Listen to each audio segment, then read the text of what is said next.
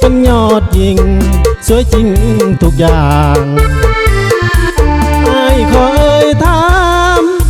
คนงามบอกอายเดินนางมีแฟนหรือยังอ้างว่าขอให้นางบอกอายตามตรง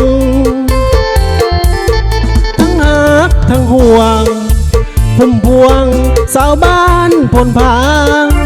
ถ้าได้น้องมาแนบข้างให้จ้าบ่วางให้ตื่นพะวงอายจะหักเดียวอายจะบอกเกี่ยวยิ่งใดให้ลงจะหักเพียงน้องมีอย่างมั่นคงจะซื้อจะตรงต่อสาวพลพางบ่น้องเสียงไอห้องเป็นเพลงกองส่งด้วยฮักด้วยความลุ่มลงจึงห้องเพลงส่งบอกนอนน้องนางเพียงเท่านี้ไอขอให้น้องรอไออีกเดือนหนึ่ง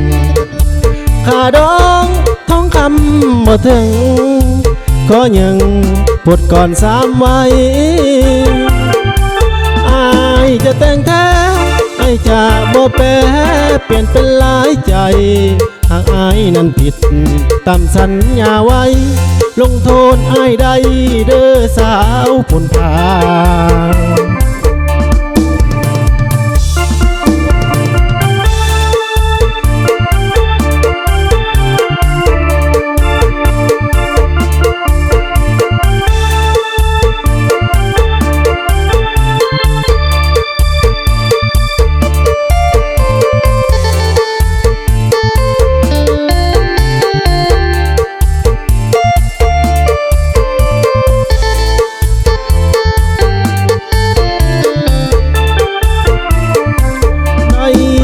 บ่น้องเสียงไอห้องเป็นเพลงกองส่งด้วยฮักด้วยความลุ่มลงจริงห้องเพลงส่งบอกนอนน้องนาเพียงเท่านี้ไอขอให้น้องรอไออีกเดือนหนึ่งค่าดองท้องคำบ่ถึงขอยังปวดก่อน3 วันอายจะแต่งแท้ไอจะบ่แปรเปลี่ยนเป็นหลายใจ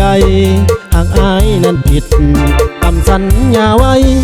ลงโทษอายได้เด้อสาวพลพาง